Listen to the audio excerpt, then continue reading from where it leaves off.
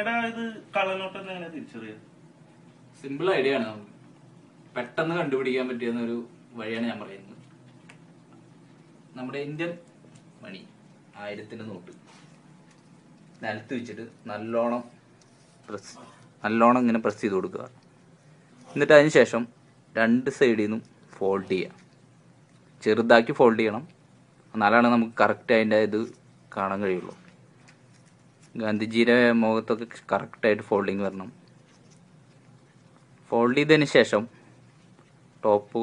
ടോപ്പിൽ കൈ കൊണ്ട് നല്ലോണം പ്രസ് ചെയ്യുക. 2 സൈഡും നല്ലോണം പ്രസ് ചെയ്യണം. അതിനുശേഷം നമ്മുടെ കൈ കൊണ്ട് ഈ നോട്ടിൻ്റെ മുകളിൽ പതുക്കെ നല്ലോണം പ്രസ് ചെയ്തിടിക്കുക. 2 സൈഡിലും നല്ലോണം ഇടിച്ചതിന് ശേഷം ഇത് പതുക്കെ തുറക്കുക. എന്നാലാണ് നമുക്കിതിൻ്റെ വ്യത്യാസം പെട്ടെന്ന് കണ്ടാൽ മനസ്സിലാവുള്ളൂ. പതുക്കെ തുറക്കണം, 2 സൈഡും പതുക്കെ തുറക്കുക. ഫുള്ളായിട്ട് തുറക്കുക. ഫുള്ളായി തുറന്നതിന് ശേഷം ഗാന്ധിജിയുടെ കണ്ണാട പൊട്ടിയിട്ടുണ്ടെങ്കിൽ അത് കള്ളനോട്ടാണ്.